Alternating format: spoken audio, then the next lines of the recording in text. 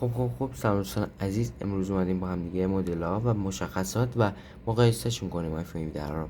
مدلاش آیفون 17 پرو، آیفون 17 استاندارد، آیفون 17 ایر و آیفون 17 پرو و آیفون 17 پرو مکس.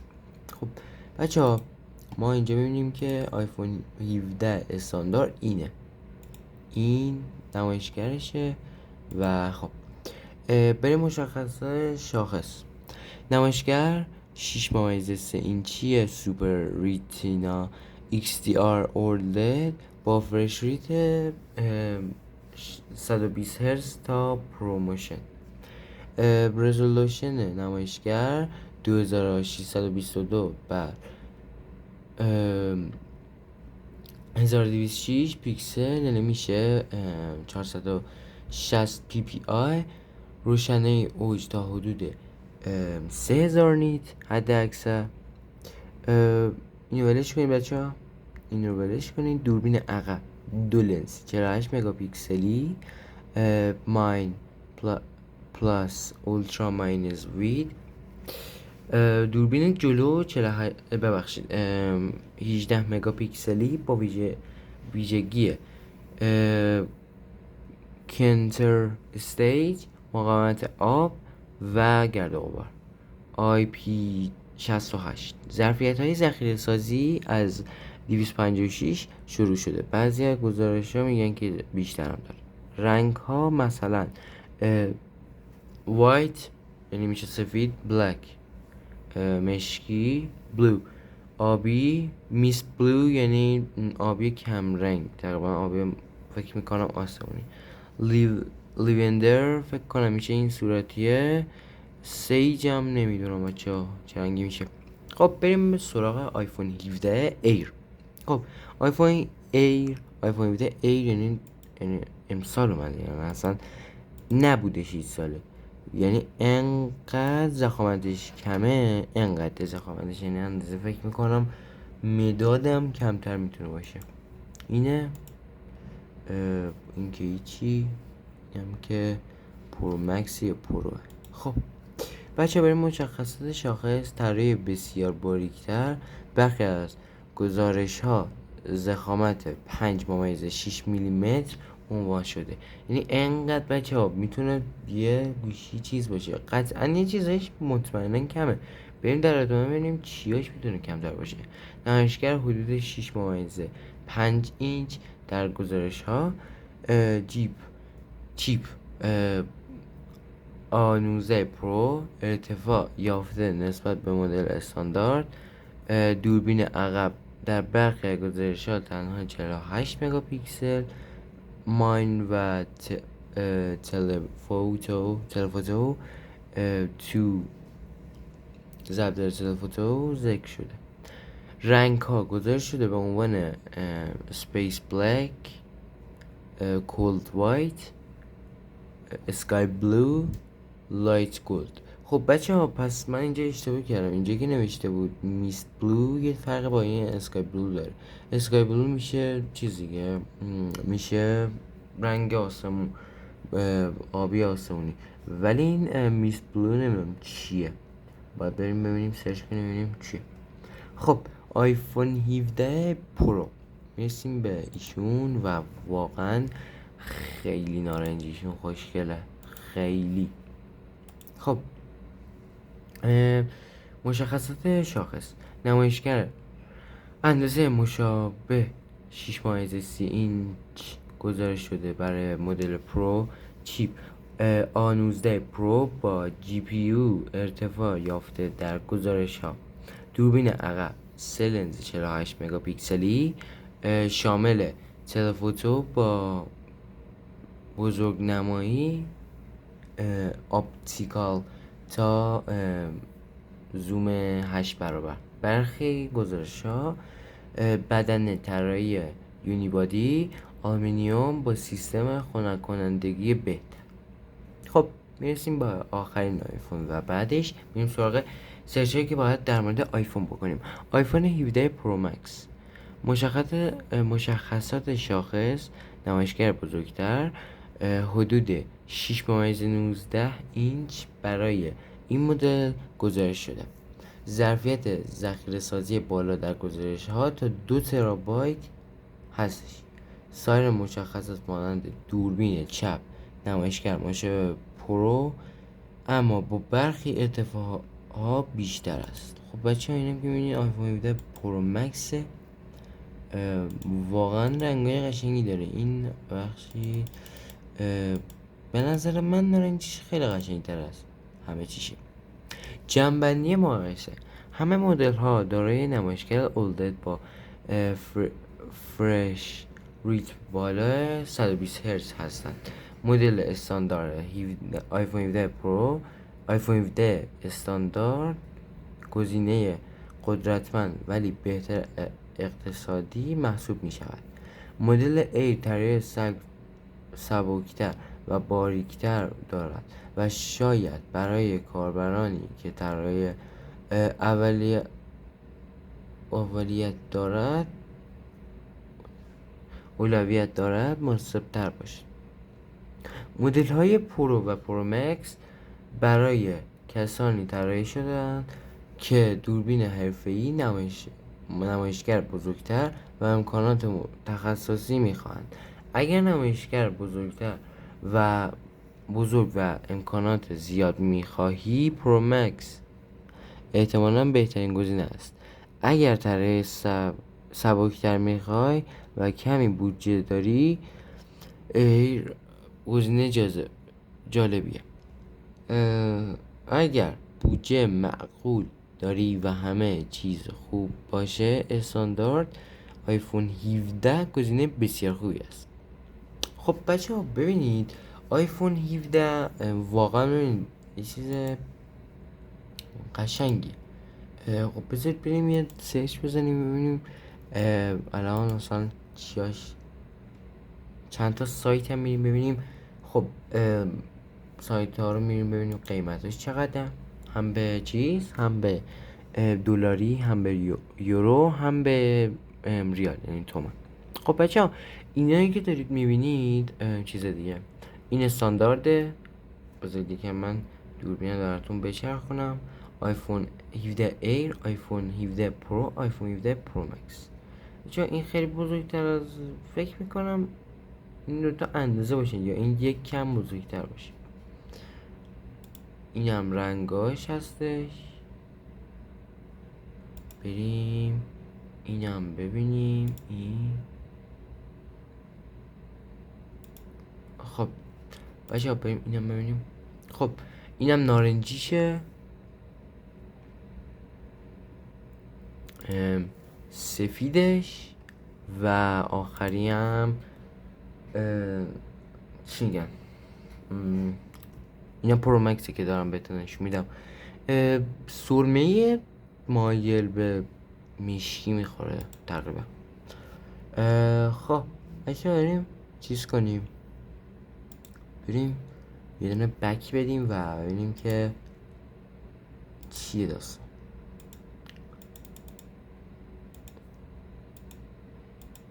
بذارید بچه ببخشید بچه شده، معذرت میخوام، اشتباه شد.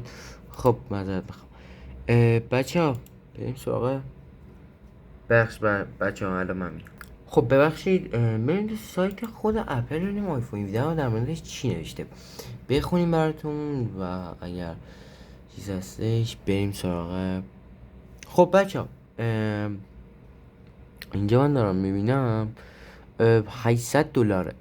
خب $800 فکر میکنم پرو مکسشه، نمیدونم، بذار بریم یکم پایین تر. Meet the new iPhone 17 designed with contrast edges, thinner borders and durable. بچه ها بخش من بد میخونم، واقعا معذرت میخوام. خودتون اگه به من یکم وای میستم خودتون یکم بخونید و من رد میکنم. 10 ثانیه وای میستم بعد رد میکنم دیگه. این هستش دیگه، اینم بخونید. اینه رد میکنیم ببینیم که آها خب بچه این آیفون 17 چیه؟ نرماله. بله این آیفون 17 فکر کنم نرماله. بله فکر کنم نرمال باشه. اینه شما مثلا میبینید سبزشه دیگه. این اول صورتی هر که دیدی آبیش قشنگه. سفیدش که بوده قبلا. حالا میرسیم به آخری فکر میکنم. نه چه اونجا تقریبا سبزش بوده. تقریبا میشه گفت توسی مشکیه. دیسپلی ببینیم چی داره. خب بچه من دوباره براتون این چیز میکنم که بخونید. دیسپلی نه این چیزی نیست. همون چیزایی که براتون تو فارسی خوندم براتون این هم همونه. ببینم چیز جدیدی میتونم پیدا کنم. خب بچه ها اینا چیزاییه که برای دکمه ها هستش. خب این دکمه مثلا میگه این بالا اگه میخوای چیزی گوش بدی از قبل یه چیزی مشخص میکنی، مثلا هر موقع خواستی دکمه رو میزنی و برات میاد همون پخش میشه. چیز باحالیه. اینجا هم که مثل قدیم موزیکه که میاد. عالی. چه موشن باحالی داره، خیلی خوبه. اینم که ویدیو گرفتن گرافیکشه، خیلی بازم خوبه. بریم سراغ این. واقعا حالا من اینجا ندارم که بهتون نشون بدم آیفون 17، ولی واقعا خیلی گرافیک تصویر اینه گرفتنش خیلی خوبه. این آیفون میذارم اینو بخونید بچه ها. خب 256 داره به بالا دیگه. حالا رد میکنیم اینو.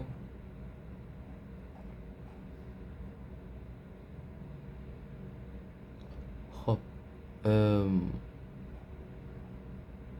اینم میذارم بخونی.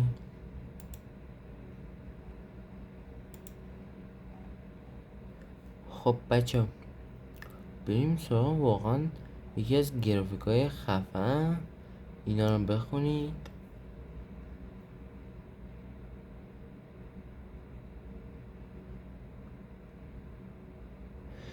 خب بچه ها میرسیم به اصل داستان. ببینید بچه ها الان iOS 26 نیو کلاک even more magic شیشه شده همه چی و واقعا این خیلی قشنگیه. خب اینا رو هم بخونید. من اینا رو میذارم بخونید که اوکیش. این واقعا خب برنامه هاست که میگه که تقریبا شیشه ای میتونی بکنی. اینم که ساعته. این چیزای جدیدی که بهت میگه مثلا نمیدونم چجوری بگم، شماره ها رو به زنگ میزنن، شماره رو بهتون میگه و میتونید نگاه کنید که تقریبا میشه گفت یه برنامه اضافه کرده که میتونید ببینید اسمش چیه تقریبا. اینم که میتونیم هولد کار، میتونیم منتظر بذاری کسی رو به تماس پاسخ بدید تماس جدیدت و اون رو منتظر بذارید تا اون تماس جدیده تموم شه. خب بچه این فعلا چیزی نیست. ببینیم چنده. خب حالا این چیه؟ خب آیفون 17 هیچی نزده دقیقا، مثلا 17 پرو مکسه.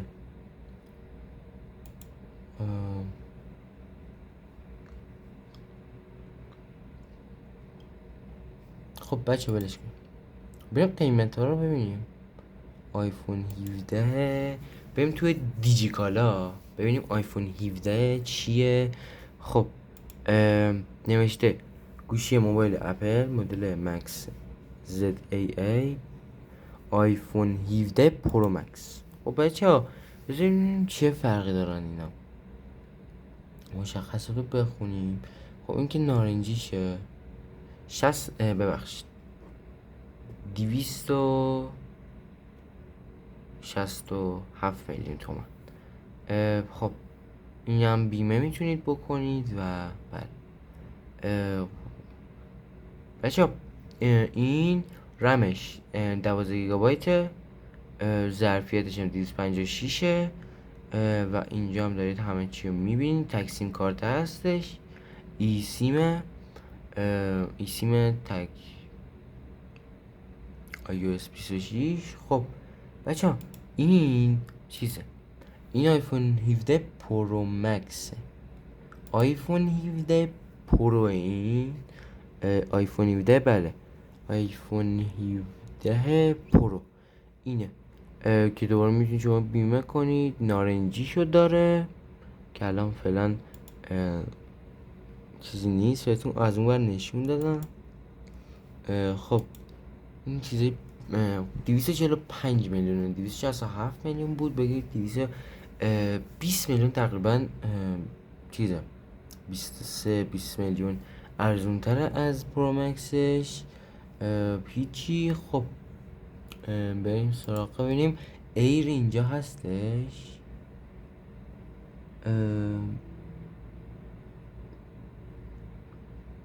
بچه ها فعلا ناموجوده. خب ولی بذارید ببینیم کسی مثلا اگه خریده باشه میتونیم بفهمیم که چی یعنی. بذارید ببینم اگه بتونم قیمتشو اینجا نزده. بذارید ببینم اگر تونستم براتون قیمتو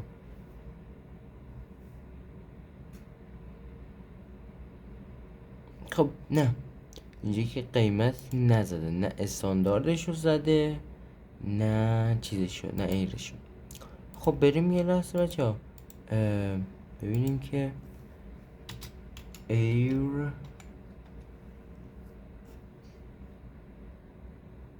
بله ببین سایتم ببینیم. و بچه ها اینجا دارم نگاه میکنم گوشی آیفون ایر اپل آیفون 17 107 تا 105 میلیون دیگه، نیست معقول. بریم استانداردش رو ببینیم.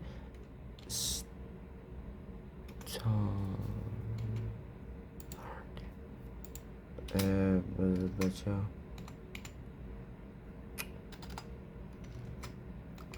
خب اینم قیمتش ببینیم استانداردش رو. خب استانداردش اینجا که نوشته استاندارد از ایرم گرون تره، یعنی میشه فکر میکنم اینجا اشتباه زده باشه. نه آیفون استاندارد این و از 103 میلیون تومن تا 141 میلیون تومن تقریبا میشه گفت آیفون ایر از همه خب چیز تره دیگه، ارزون تره. بریم ببینیم سایت های خارجی چطور. بذارید بریم تو آمازون مثلا سب کنید بچه ها، بریم آمازون رو چک کنیم.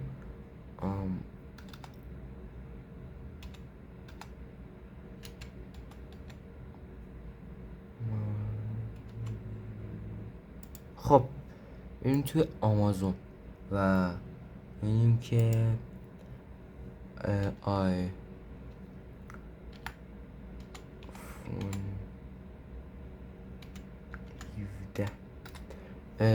پرو مکس رو ببینیم.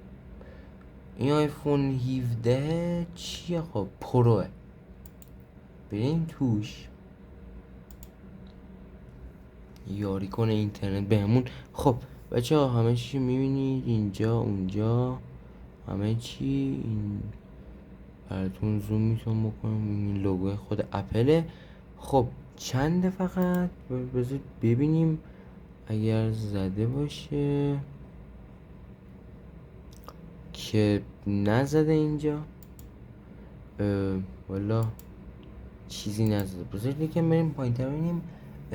باید قطعا زده باشه چون بکنم اینجا نیست. خب بلش کن بچه، تو آمازون عجیبه که نیستش. بریم سایت جدید باز کنیم ببینیم.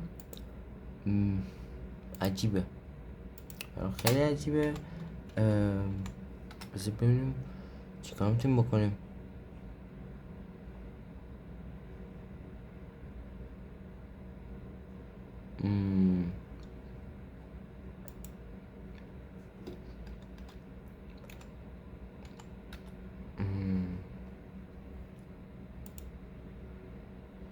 فقط باید ببینیم که الان آیفون 17 خب چنده.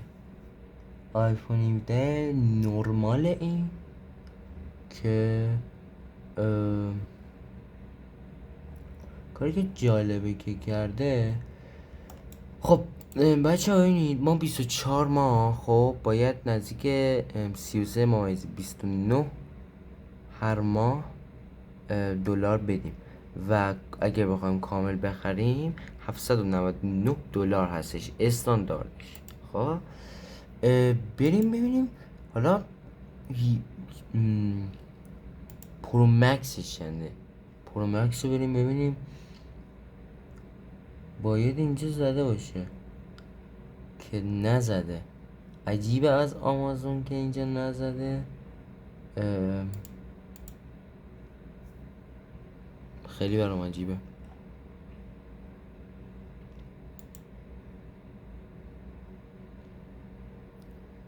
چرا قیمت نزده بچه ها؟ عجیبه.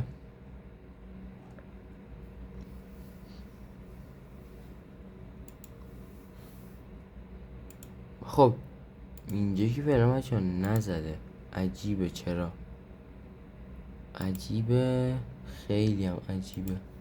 بریم ببینیم آیفون 17 مثلا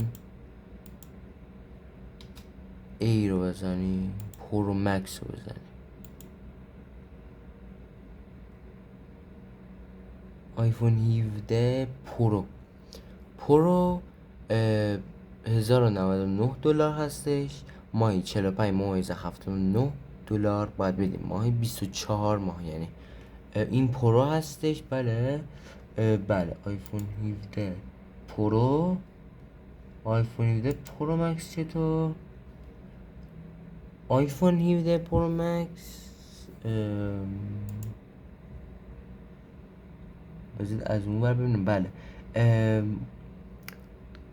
from 1199 دلار ماهی باید 49 ممیزه 95 دلار باید بدی که 24 ماه هستش دیگه. بریم سراغ آخری ایر.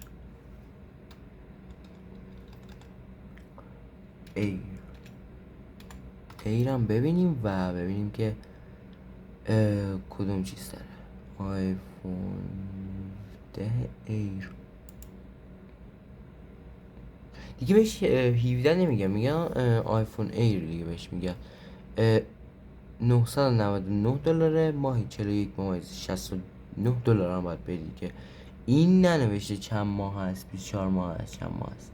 و بچه ها ولی خب ببینید بستگی به گیگابایتش هم داره. حالا شما مثلا 2 گیگابایت میخوای، 3 گیگابایت میخوای، اصلا هیچ معلوم نیستش. خب و بریم یه تصویر ازش بذاریم و از واقعا نیست. خیلی خوبه، خیلی قشنگه. ارزون ترینش هم که فهمیدیم آیفون چیزه. خب ببخشید بچه ها، میخواستم فقط اونو بهتون نشون بدم. اینو بزنیم پایین، ببخشید. خب بچه ها ما اینجا رو اومدیم چیز کردیم، مشخصات رو گفتیم، همه چیز رو گفتیم. ببین بچه ها ما تا اینجا که فهمیدیم آیفون ایر، آیفون آره دیگه بریم ایر بگیم 17 دیگه. آیفون ایر خب از همه ارزون تر بود. میشد تقریبا 999 دلار. بله آیفون عادی، آیفون 17 عادی استاندارد 1000 دلار بود تقریبا. با ایر یکی بود توی خارج، ولی تو ایران خب دیدیم که ایر خیلی ارزون تره تا استاندارد. پرو مکس 1200 دلار بود پرو 1100 دلار و کلا 100 دلار فرق داره. 100 دلار میشه تقریبا حساب کنی میشه 10,800 فکر میکنم با قیمت دلار الان بخوای حساب کنیم فکر میکنم میشه 11 میلیون 10,800.